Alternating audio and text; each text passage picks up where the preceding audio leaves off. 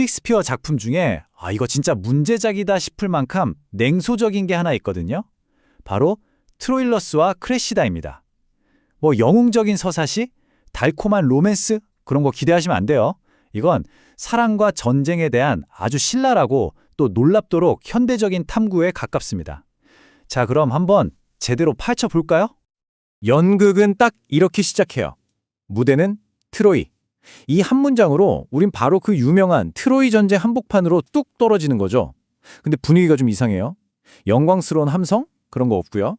대신 지독한 권태랑 피로감만 가득합니다. 그러니까 이 이야기는 전쟁이 막 시작됐을 때가 아니에요. 무려 7년입니다. 7년 동안이나 지긋지긋한 교착 상태가 이어지면서 이제 그리스군이랑 트로이군 양쪽 다 뭐랄까 거의 번아웃 직전? 바로 그 시점에서 막이 오르는 겁니다. 자, 그래서 오늘 우리가 어떤 순서로 이 복잡한 이야기를 풀어갈지 한번 볼게요. 먼저 7년간의 전쟁 상황을 짚어보고요. 그리고 트로이 안에서 벌어지는 사랑 이야기, 또 그리스 군대의 내부 균열 문제, 그리고 헬레네의 가치에 대한 논쟁까지. 마지막엔 이 두 개의 이야기가 어떻게 딱 마주치게 되는지 살펴볼 겁니다. 그럼 첫 번째, 7년간의 전쟁입니다. 이 지긋지긋한 전쟁 때문에 지칠 대로 지친 양측의 핵심 인물들을 먼저 좀 만나와야 해요.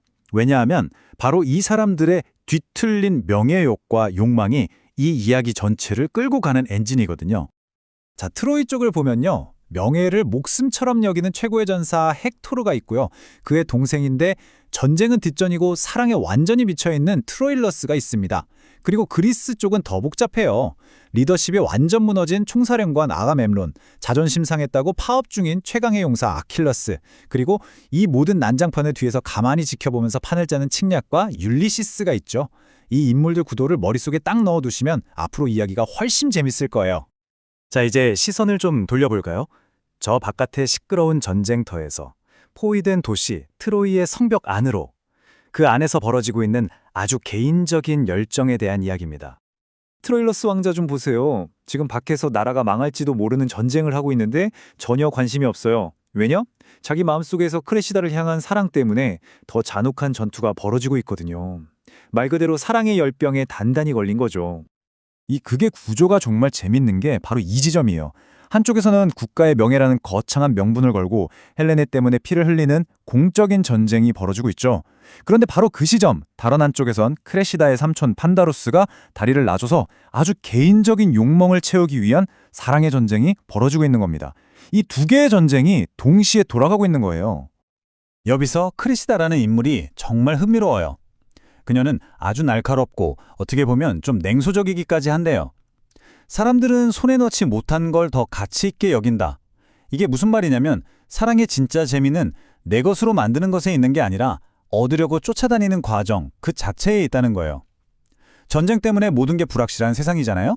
그러니까 그녀는 사랑도 뭐 영원한 소유 이런 게 아니라 그냥 순간순간의 쟁취 게임이라고 보는 아주 현실적인 인물인 거죠. 자, 이번엔 그리스 진영으로 한번 가볼까요?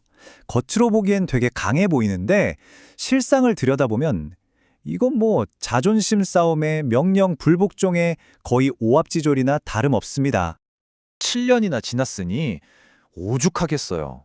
그리스군의 지휘체계는 그냥 완전히 무너졌다고 보시면 돼요. 장수들은 대놓고 총사령관에 비웃고 군기? 그런 건 뭐 바닥에 떨어진 지 오래죠. 이때 책략가 율리시스가 이 문제의 원인을 아주 정확하게 짚어내요. 그의 유명한 질서 연설이 여기서 나오는데 요점은 이겁니다. 위아래도 없고 계급도 없고 질서가 완전히 무너지니까 그냥 혼돈, 카오스가 판을 친다는 거죠. 그래서 결론이 뭐냐?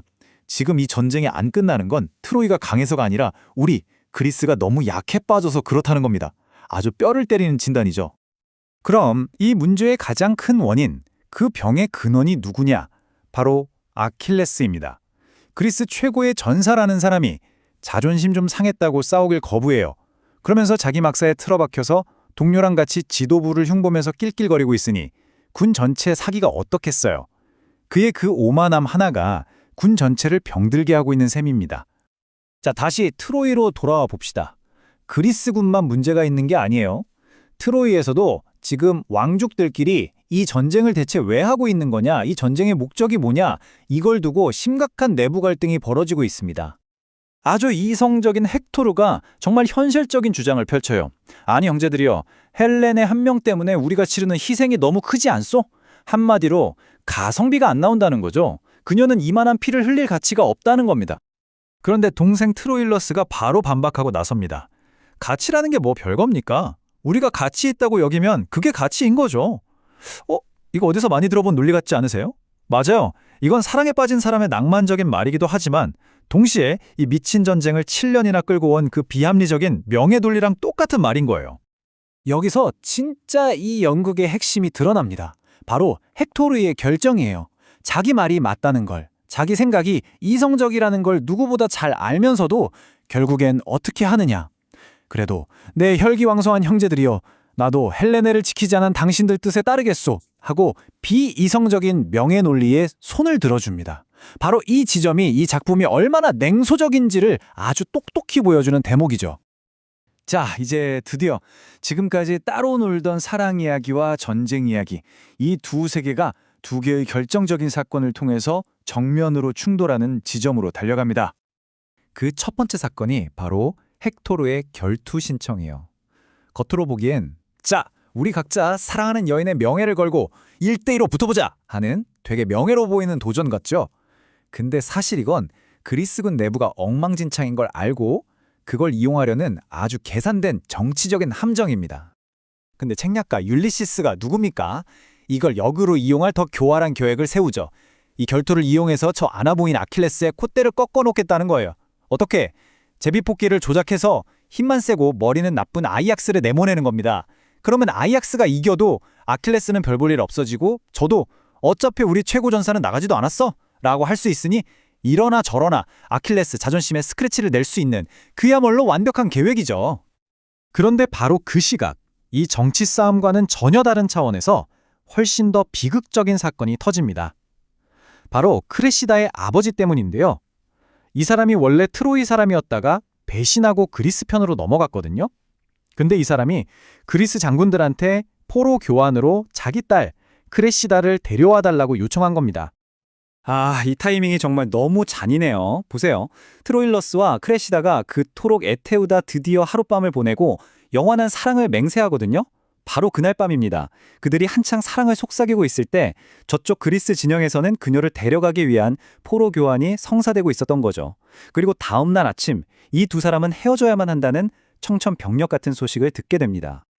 결국 딱 하나의 정치적인 결정, 이 포로 교환이라는 결정 하나가 이제 이 연극이 계속해서 말해왔던 사랑, 명예, 진실 같은 모든 가치들을 한꺼번에 시험대에 올려놓는 겁니다. 모든 게 와르르 무너질 수 있는 그런 순간이 온 거죠. 명예는 그저 껍데기뿐이고 영웅들은 타락했습니다. 이런 세상에서 사랑이라는 것의 진짜 가치는 대체 뭘까요?